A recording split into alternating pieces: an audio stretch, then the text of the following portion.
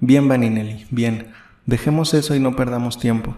Váyase usted a ver con el ministro de la Guerra, que ya tiene mis instrucciones, y no vuelva a presentárseme sino cuando haya acabado con los bandidos, me haya limpiado todo ese monte y dejado a los pueblos en completa seguridad, nombrando en los distritos hombres de a caballo y de resolución que vigilen por la seguridad de los habitantes y viajeros.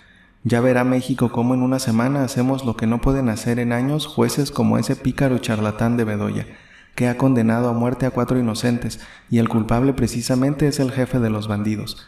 Le recomiendo a usted lo persiga sin descanso, y si logra cogerlo, lo fusila en el acto sin más averiguación. Vaninelli saludó respetuosamente a su general, que le tendió la mano y pasó a la Secretaría de Guerra para organizar su expedición. Vaninelli era oficial educado en la buena y rígida escuela antigua que produjo generales como don Mariano Arista, don Gabriel Durán, don Juan Andrade y don Pánfilo Galindo, y coroneles como Barberi, Pepe Oñate y Pepe Carrasco.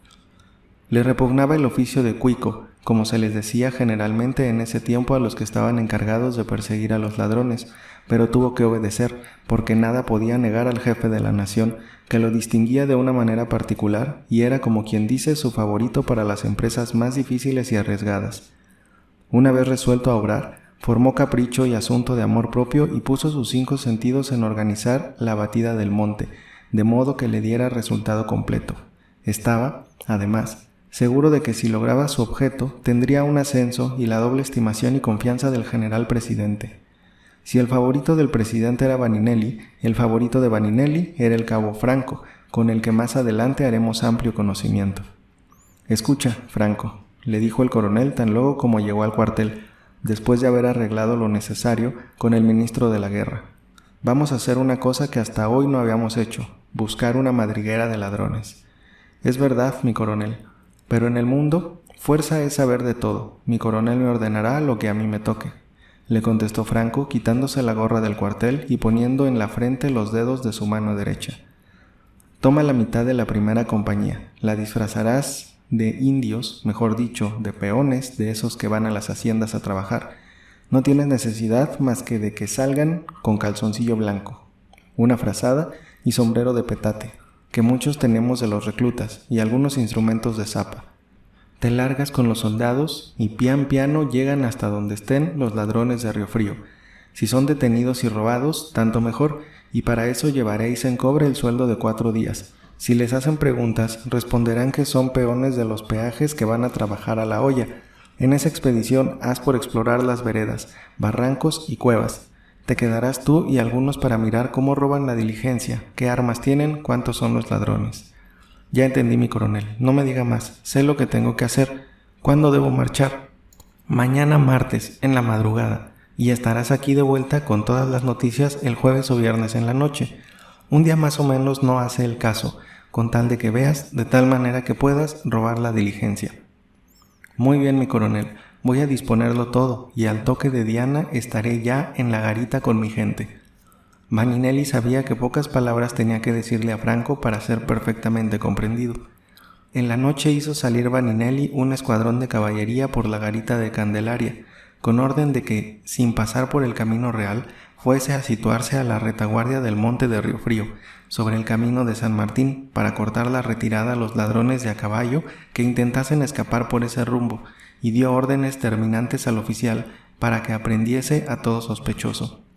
El cabo Franco regresó de su expedición y refirió a su coronel cuánto deseaba saber.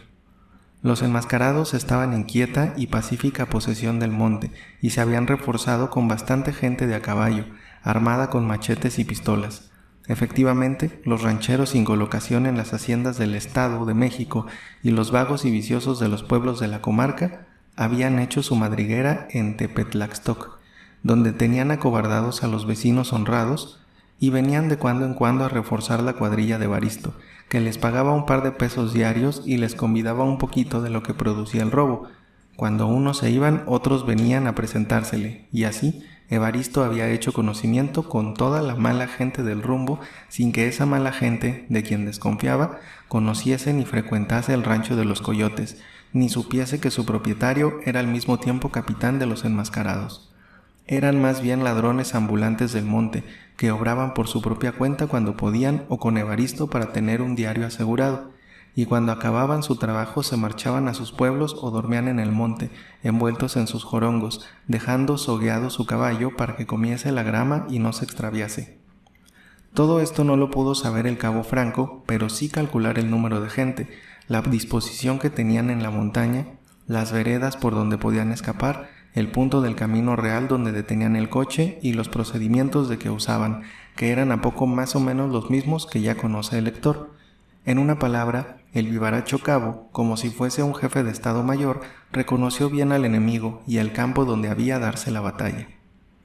Evaristo, por su parte, desde el último lance, había modificado mucho su plan de campaña, temiendo que viniesen soldados en el techo y pasajeros armados dentro de los coches, y no se limitaba ya a presentar sus indios enmascarados y con garrotes, sino un pelotón de gente montada en muy buenos caballos, con pistolas en mano, que rodeaba la diligencia, imponía silencio y estaba dispuesta a sostener cualquier ataque, pero no había llegado ese caso porque, según orden expresa de la Comandancia de México, habían continuado las cosas como estaban antes, es decir, ni escoltas en el camino ni soldados de caballería en el techo del coche.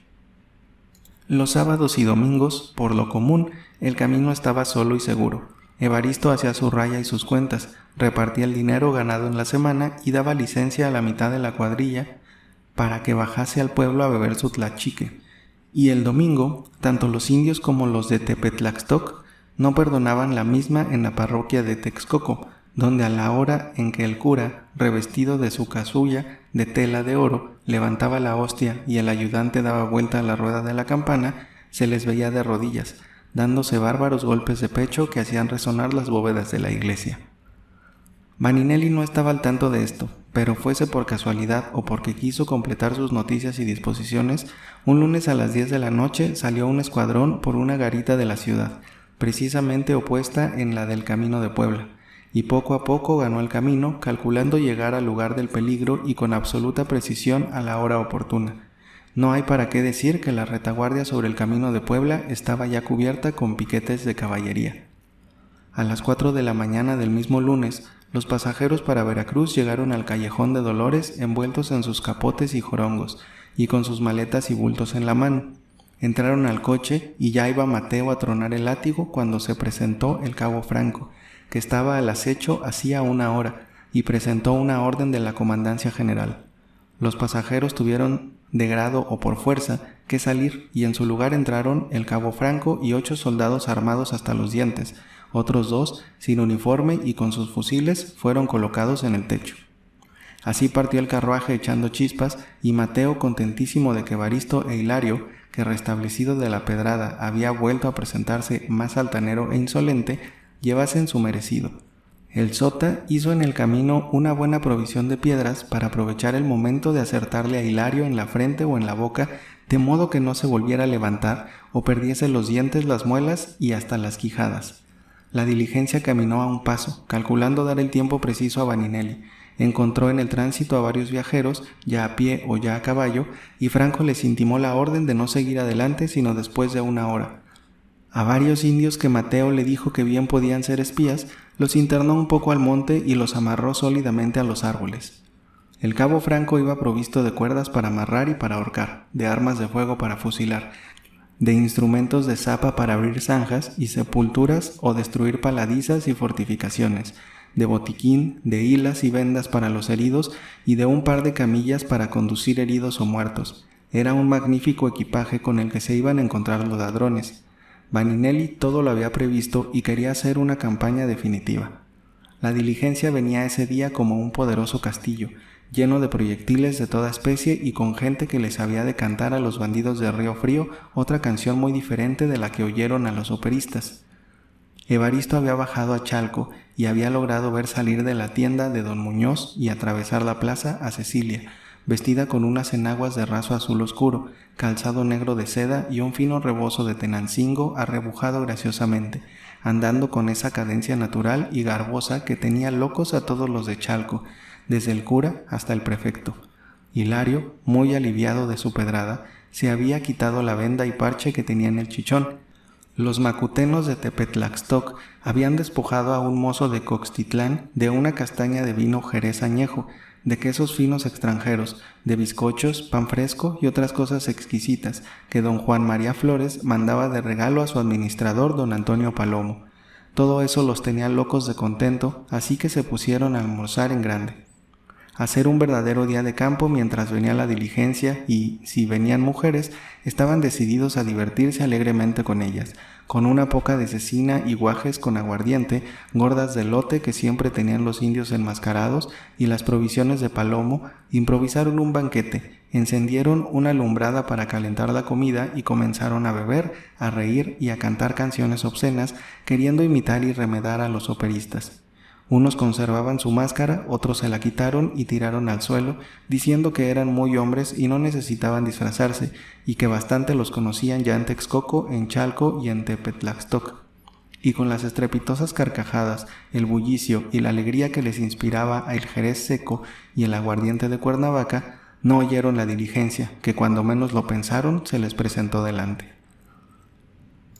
Apenas Evaristo, montado en el magnífico caballo del ranchero que encontró muerto en el monte, se puso de un salto al frente y marcó el alto con su ordinaria y soez amenaza de costumbre, cuando el coche, como si fuera un castillo, brotó una llamarada cuyo humo denso envolvió por un momento toda la escena.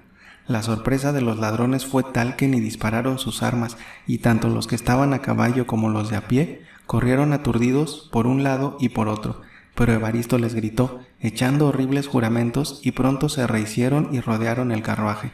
Ya el cabo Franco y sus soldados habían salido de él, formándose en parapeto con las ruedas y con la caja, cargaban sus fusiles y se prepararon a la defensa, porque los enemigos eran 3 veces más numerosos. Evaristo estaba muy lejos de creer que eran soldados. Tan aturdido estaba que se le figuró que eran mujeres y que solo algunos pasajeros, como en la vez pasada, habían hecho fuego. Ríndanse con 1000 demonios, grandísimos cobardes, o mueren todos. Aquí estamos, no les tenemos miedo a sus pistolas, boca abajo en el suelo, o no queda uno con vida. El cabo Franco y sus soldados, que se iban haciendo conocer a medida que se despejaba el humo, desengañaron a Evaristo de que en vez de mujeres tenía que arreglar sus cuentas con las gorras azules de cuartel, que divisaba por entre los rayos de las ruedas y detrás de los cortinajes negros de cuero de la diligencia. «¡Fuego, muchachos!», gritó Franco, y los muchachos dispararon también sus fusiles, que 2 de los de Tepetlaxtoc cayeron muertos al suelo, fugándose sus caballos. «¡Fuego y matarlos a todos!», contestó Hilario. Pero Evaristo, que en el fondo era un cobardón, en vez de avanzar, se guareció en un grupo de árboles, y desde allí disparaba sus pistolas. Los de Tepetlaxtoc, valientes y excitados con el vino de Jerez y el aguardiente, dispararon sus pistolas sobre los soldados, sacaron las espadas y machetes, se alzaron la lorenzana del sombrero y jurando como diablos se lanzaron sobre los 11 soldados, pues los del techo habían descendido para reunirse con sus compañeros. De los soldados, unos voltearon los fusiles por la culata, otros sacaron también sus rifles y sus bayetonas y se trabó una horrorosa pelea. Mateo, con bastante esfuerzo, contenía las mulas para no privar de la defensa que proporcionaba el carruaje a los soldados, mientras el sota trataba de acertarle una pedrada en la cabeza a Hilario.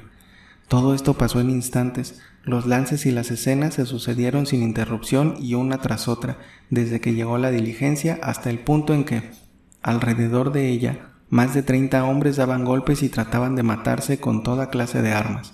Los gritos de rabia, de venganza y de dolor de los heridos se podían haber oído por lo menos a media legua de distancia. Los indios garroteros enmascarados deslizaron como unas culebras entre la hierba y no pararon hasta la carbonería, donde inmediatamente encendieron sus fraguas y se pusieron a hacer carbón como lo tenían de costumbre, para que por si acaso llegaba allí alguna fuerza, se convenciesen de que nada tenían ellos de común con los ladrones. 5 de los soldados estaban ya fuera de combate. Los de Tepetlaxtoc, frenéticos, querían acabar con ellos y vengar a sus compañeros tendidos y muertos allí cerca. El cabo Franco no cejaba. Los soldados del coronel Vaninelli no se rinden nunca. Allá va. Y descargó un golpe con la culata de su fusil a uno de los de a caballo, que lo derribó al suelo con todo y la bestia. Entretanto, otros vinieron por detrás del coche. Estaban ya matando a cuchilladas a 2 de los soldados, y quién sabe cómo habrían pasado las cosas cuando asomaron por un recodo del monte los morriones y las capas amarillas de los dragones a cuya cabeza venía el coronel Vaninelli. «Aquí estamos, mi coronel, ya hemos doblado a 4 de ellos», gritó el cabo Franco, blandiendo de nuevo su fusil, cuya pesada culata hizo pedazos en un costado del coche, pues el bandido a quien iba dirigido el golpe lo evitó. Vaninelli, el primero, se lanzó espada en mano sobre el grupo, que vaciló, se hizo remolino, se defendió débilmente y, organizándose en filas de a 3 y de a 4, echaron todos a correr a escape, y los dragones tras ellos, al mando del capitán. Vaninelli se quedó allí con sus ayudantes y una escolta para averiguar lo que había pasado y dictar sus disposiciones. Esperaba que las fuerzas que estaban a retaguardia detendrían a los fugitivos y que entre 2 fuegos tendrían que rendirse o morir sin remedio. Había un caballo muerto y 4 cadáveres de los macutenos de Tepetlaxtoc. El cabo Franco estaba herido de una mano y perdía mucha sangre. 4 soldados estaban también lastimados, más o menos, pero ninguno de gravedad. Mateo, que aguantó impasible toda la refriega y dominando su pescante, tenía traspasado el sombrero de 3 balas. Al sota le había dado el mismo Hilario, en contestación de las pedradas en el sombrero, una cuchillada tremenda que le rebanó las chaparreras de chivo, pero apenas le tocó la pierna. El carruaje hecho pedazos y todo aquel terreno regado de sangre. Inmediatamente dispuso Vaninelli que el practicante hiciese las primeras curaciones. Se sacó de la covacha el botiquín, las provisiones y los instrumentos de zapa y se improvisó una tienda de campaña donde se colocó a los heridos. Un ayudante con unos dragones fue a hacer un reconocimiento al monte y encontró el campamento de los ladrones con la lumbre todavía encendida, la cecina caliente, la castaña y los guajes con algún licor, una jaranita, tortillas y gordas, y las máscaras que se habían quitado y tirado al suelo los de Tepetlaxtoc. Vaninelli se propuso, luego que terminaron las curaciones y regresaron los dragones, sestear en el mismo campamento de ellos y regresar a dormir a la venta de Riofrío. «¿Enterramos a esos bandidos, mi coronel?», le preguntó el cabo Franco a Vaninelli. «Mejor será que te estés quieto, y si puedes, duerme un rato, que tu herida no es cualquier cosa». «Casi nada, mi coronel. Ya me vendó bien el doctor, se ha contenido la sangre y no tengo dolor alguno», respondió el cabo, que en efecto tenía ya su mano curada y sostenida por una venda que le pendía del cuello. Vaninelli hizo sin embargo retirar al cabo y mandó que a los bandidos que estaban tirados los colgasen en los árboles mismos debajo de los cuales estaba la diligencia. Antes los registraron y les encontraron instrumentos de lumbre, cigarros y poca cosa de dinero.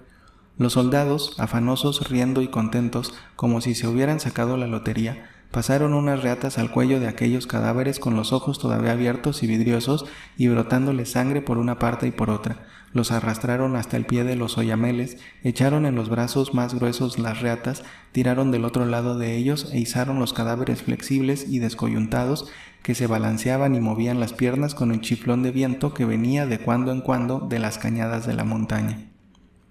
En estas y otras volvieron los dragones, fatigados y cubiertos de polvo, sin haber podido aprender ni uno solo de los bandidos, porque uno tomaba por la izquierda del monte, otro por la derecha, otro se perdía de vista por la ligereza de su caballo, y como los perseguidores eran caballería pesada y los bandidos caballería ligera, se fueron desapareciendo y liquidando, de modo que a las 3 leguas ya no se veía ninguno, y la fuerza que estaba a retaguardia ya nada tuvo que hacer y regresó en unión de la vanguardia al campamento. Vaninelli se puso furioso, tronó, gritó y pataleó, pero los oficiales le dieron tales razones que tuvo que convencerse. 4 de los hombres colgados en los árboles no eran nada para contentar al presidente y al público. Además, la agarrada que se dieron junto al carruaje y sus soldados y los bandidos era más bien una derrota que una victoria. Él, Vaninelli, el brazo derecho del presidente para las cosas difíciles de la guerra, no podía volver hacia México. En fin, por lo pronto, como la luz iba faltando, la tropa y los caballos estaban cansados, resolvió irse a la venta, pasar allí la noche y al siguiente día hacer él mismo una excursión en la montaña y en los pueblos de la comarca.